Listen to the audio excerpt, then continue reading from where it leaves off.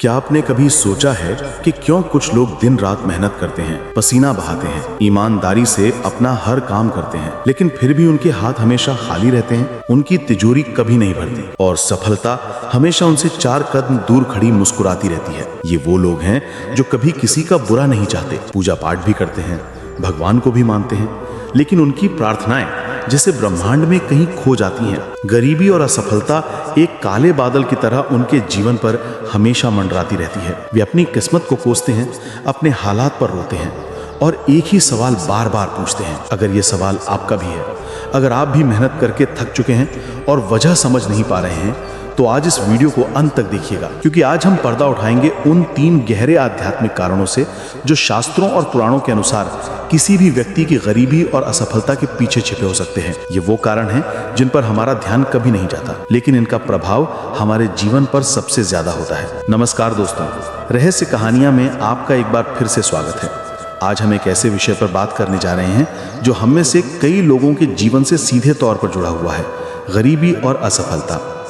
हम सब ने अपने आसपास रमेश जैसे कई लोगों को देखा है, या शायद हम खुद भी कभी कभी उस परिस्थिति में होते हैं जहां लगता है कि हमारी मेहनत का कोई फल ही नहीं मिल रहा। हम सोचते हैं कि शायद हमारी किस्मत ही खराब है, लेकिन हमारे धर्म ग्रंथ, हमारे वेद और पुराण कहते हैं कि किस्मत या भाग्य कोई लिखी हुई पत्थर की लकीर नहीं है। ये हमारे ही कर्मों, हमारी ऊर्जा और हमारे संस्कारों का एक प्रतिबिंब है। आज हम भौतिक कारणों की बात नहीं करेंगे, हम बात करेंगे उन अदृश्य आध्यात्मिक शक्तियों की जो पर्दे के पीछे से हमारे जीवन को नियंत्रित करती हैं। तो चलिए बिना किसी देरी के शुरू करते हैं और जानते हैं वो पहला और सबसे बड़ा आध्यात्मिक कारण जो किसी की भी बर्बादी का कारण बन सकता है। दोस्तों, श्रीमद् भागवत गीता में भगवान श्री कृष्ण कहते हैं कि कर्मण्य अधिकारस्ते मां फलेषु कदाचन, अर्थात कर्म करना ही तुम्हारा अधिकार है, फल पर नहीं। लेकिन हम ये भूल जाते हैं कि जिस कर्म फल की बात हो रही है वो सिर्फ इस जन्म के कर्मों का नहीं है। हमारे शास्त्र कर्मों को 3 भागों में बांटते हैं। संचित कर्म, हमारे अनंत जन्मों के इकट्ठे किए हुए कर्म, प्रारब्ध कर्म,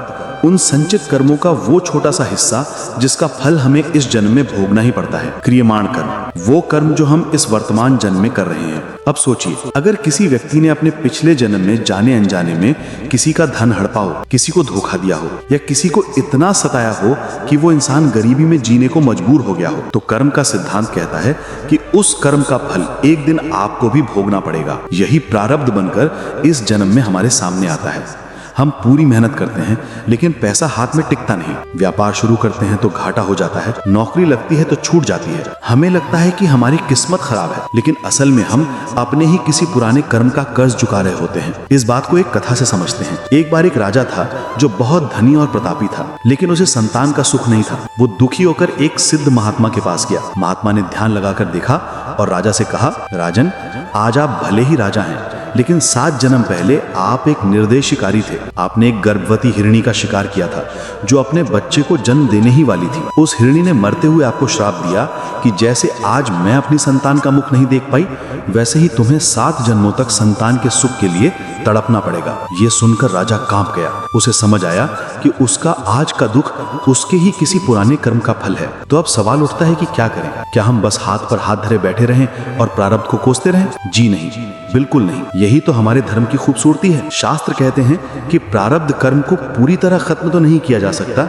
लेकिन क्रियमाण कर्म यानी आपके आज के अच्छे कर्मों से उसके प्रभाव को काफी हद तक कम किया जा सकता है। उपाय क्या है? दान। निस्वार्थ भाव से किया गया दान, विशेषकर अन्न, वस्त्र और विद्या का दान, पुराने पाप कर्मों को काटता है। सेवा, जरूरतमंदों, बीमारों और बुजुर्गों की सेवा करने से प्रारब्ध का प्रभाव क्षीण होता है। प्रायश्चित, अगर आपको अपनी कोई पुरानी गलती याद है तो उसके लिए सच्चे मन से भगवान से क्षमा मांगे और संकल्प लें कि आप उसे दोबारा नहीं दोहराएंगे। मंत्र जाप और भक्ति, ओम नमः शिवाय या अपने इष्ट देव के मंत्र का निरंतर जाप एक सुरक्षा कवच बनाता है जो प्रारब्ध के कठोर प्रहारों से हमारी रक्षा करता है। याद रखिए, आपके आज के अच्छे कर्म आपके कल के प्रारब्ध को सुनहरा बना सकते हैं। दोस्तों, हमारा दूसरा कारण शायद सबसे आम है, और हम में से ज्यादातर लोग ये गलती हर रोज करते हैं। ये कारण है दैवीय ऊर्जाओं का अपमान। हमारे आसपास हर चीज में एक दैवीय ऊर्जा है और जब हम उसका अनादर करते हैं तो हम सीधे सीधे दुर्भाग्य को निमंत्रण देते हैं। इसे हम 4 भागों में समझेंगे। पहला, धन की देवी माँ लक्ष्मी का अपमान। हम सब धन चाहते हैं लेकिन धन का सम्मान करना नहीं जानते। कैसे होता है अपमान? पैसों को घमंड से फेंक कर देना, नोटों को मोड़ तोड़कर जेब में रखना, गंदे हाथों से पैसों को छूना या अपनी कमाई को गलत कामों जैसे जुआ या नशे में उड़ाना, ये सब सीधे तौर पर माँ लक्ष्मी का अपमान है। परिणाम, माँ लक्ष्मी को चंचला कहा गया है, यानी वो एक स्थान पर नहीं टिकती। जहां उनका सम्मान नहीं होता वो उस स्थान को तुरंत त्याग देती हैं। इसीलिए कई बार लोगों के पास अचानक बहुत पैसा आता है लेकिन वो टिकता नहीं क्योंकि वो उसका सम्मान करना नहीं जानते। उपाय क्या है? पैसों को हमेशा साफ सुथरी जगह जैसे तिजोरी या पर्स में सम्मान से रखें। किसी को देते समय विनम्रता से दें। अपनी कमाई का एक छोटा सा हिस्सा दान पुण्य में अवश्य लगाएं। दूसरा, ज्ञान की देवी माँ सरस्वती का अपमान। हमें लगता है कि गरीबी का ज्ञान से क्या संबंध? बहुत गहरा संबंध है। कैसे होता है अपमान? किताबों पर पैर रखना, उन्हें जमीन पर फेंकना, विद्या या अपने गुरु का अपमान करना, ज्ञान का अहंकार करना, ये सब माँ सरस्वती को रुष्ट करता है। परिणाम, जब माँ सरस्वती रुष्ट होती हैं तो व्यक्ति की बुद्धि भ्रष्ट हो जाती है। वो सही और गलत का निर्णय नहीं कर पाता। गलत निर्णय लेकर वो अपना ही पैसा और अवसर बर्बाद कर देता है। उसे अच्छी नौकरी या व्यापार की समझ ही नहीं रहती और वो धीरे धीरे असफलता की ओर बढ़ता है। उपाय, अपनी किताबों का सम्मान दें, उन्हें सही जगह पर रखें, अपने गुरुओं का आदर करें और हमेशा कुछ नया सीखने के लिए विनम्र बने रहें। तीसरा और सबसे महत्वपूर्ण, अन्न की देवी माँ अन्नपूर्णा का अपमान। कैसे होता है अपमान? थाली में भोजन छोड़ देना, अन्न का तिरस्कार करना, आज खाना अच्छा नहीं बना कहकर उसे फेंक देना, ये सबसे बड़ा पाप माना गया है। परिणाम, शास्त्र कहते हैं कि जो अन्न का अपमान करता है उसके घर का भंडार हमेशा खाली रहता है। वो चाहे लाखों कमा ले लेकिन उसका पैसा बीमारियों और समस्याओं में खर्च हो जाता है और घर में कभी बरकत नहीं होती। उपाय, अपनी थाली में उतना ही भोजन लें जितना आप खा सकें, एक दाना भी व्यर्थ न जाने दें। भोजन करने से पहले अन्न देवता को प्रणाम करें और उस किसान और ईश्वर को धन्यवाद दें जिनकी वजह से आपको ये भोजन मिला है। और चौथा, अपने पितरों यानी पूर्वजों का अपमान।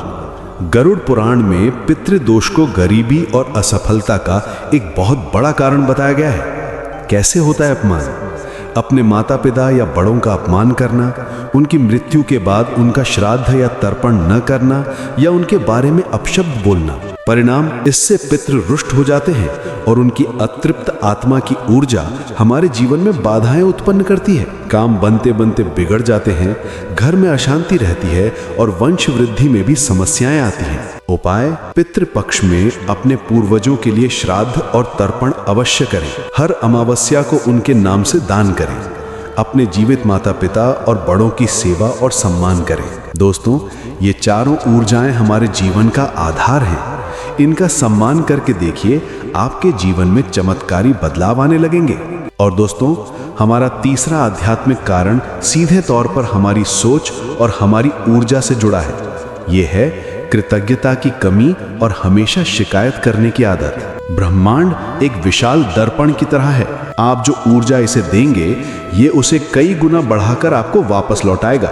मेरे पास अच्छे कपड़े नहीं हैं, मेरी नौकरी अच्छी नहीं है, भगवान सिर्फ अमीरों की ही सुनता है, मेरी तो किस्मत ही फूटी है। ये व्यक्ति हमेशा उस चीज पर ध्यान देता है जो उसके पास नहीं है। दूसरा व्यक्ति, हे प्रभु, धन्यवाद कि आज मेरे पास खाने को भोजन है, शुक्रिया कि मेरे सिर पर छत है, मैं कृतज्ञ हूँ कि मेरा शरीर स्वस्थ है और मैं काम कर सकता हूँ। ये व्यक्ति उस हर छोटी बड़ी चीज पर ध्यान देता है जो उसके पास है। अब आप ही बताइए, ब्रह्मांड किसे और ज्यादा देना चाहेगा? जब आप हमेशा शिकायत करते हैं तो आप ब्रह्मांड में कमी यानी स्कैरसिटी की ऊर्जा भेजते हैं और ब्रह्मांड आपको और ज्यादा कमी देता है। आपकी परिस्थितियां और खराब होने लगती हैं। लेकिन जब आप कृतज्ञ होते हैं, जब आप धन्यवाद देते हैं, तब आप ब्रह्मांड में समृद्धि यानी अबंडेंस की ऊर्जा भेजते हैं। आप ब्रह्मांड को बताते हैं कि आप जो मिला है उससे खुश हैं। तब ब्रह्मांड आपको और ज्यादा देने के बहाने ढूंढता है। आपकी तरफ अवसर, अच्छे लोग और धन आकर्षित होने लगते हैं। ये कोई जादू नहीं, ये ऊर्जा का सीधा साधा नियम है। उपाय क्या है? कृतज्ञता डायरी यानी ग्रैटिट्यूड जर्नल। हर रात सोने से पहले एक डायरी में ऐसी 5 चीजें लिखें जिनके लिए आज आप शुक्रगुजार हैं। ये आपका स्वास्थ्य, आपका परिवार, आपका भोजन, कुछ भी हो सकता है। शिकायत बंद करें। आज से ही संकल्प लें कि आप 21 दिनों तक कोई शिकायत नहीं करेंगे। जब भी शिकायत करने का मन हो तो रुककर कोई ऐसी चीज खोजें जिसके लिए आप धन्यवाद दे सकें। सकारात्मक संकल्प यानी पॉजिटिव अफर्मेशंस। रोज सुबह शीशे के सामने खड़े होकर बोलें, मैं सफल हूं, मेरे पास सब कुछ पर्याप्त मात्रा में है, ईश्वर हमेशा मेरे साथ है।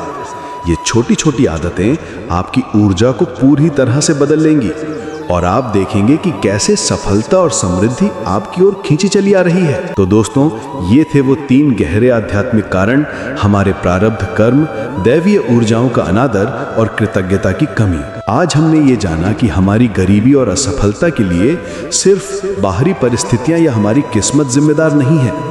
कहीं ना कहीं हमारे अपने ही कर्म, हमारी आदतें और हमारी सोच इसके पीछे होती है। लेकिन सबसे अच्छी बात यह है कि जिस पल आपको इन कारणों का पता चल जाता है, उसी पल आपको इन्हें बदलने की शक्ति भी मिल जाती है। आप अपने प्रारब्ध को अपने आज के अच्छे कर्मों से सुधार सकते हैं। आप धन, ज्ञान, अन्न और अपने पितरों का सम्मान करके अपने घर में बरकत ला सकते हैं और आप कृतज्ञता और सकारात्मक सोच अपनाकर सफलता को अपनी ओर आकर्षित कर सकते हैं। आपका जीवन आपके हाथों में है, आपकी कलम आपके हाथों में है। अपनी किस्मत को कोसना बंद कीजिए और आज से, अभी से अपने जीवन की एक नई कहानी लिखना शुरू कीजिए। आपको आज की ये जानकारी कैसी लगी? इन 3 कारणों में से कौन सा कारण आपको सबसे ज्यादा महत्वपूर्ण लगा? हमें नीचे कमेंट्स में जरूर बताइए। अगर ये वीडियो आपके दिल को छू गया हो और आपको इससे कोई प्रेरणा मिली हो तो इसे लाइक करें और अपने उन दोस्तों और परिवारजनों के साथ शेयर करें जिन्हें शायद इसकी जरूरत हो। और रहस्य कहानी के साथ ऐसे ही ज्ञानवर्धक और रहस्यमयी सफर पर जुड़े रहने के लिए चैनल को सब्सक्राइब करना मत भूलिएगा। मैं आपसे मिलूंगा अगले वीडियो में एक और नए रहस्य और उसके पीछे छिपे ज्ञान के साथ। तब तक के लिए अपना ध्यान रखें और सकारात्मक रहें। नमस्कार।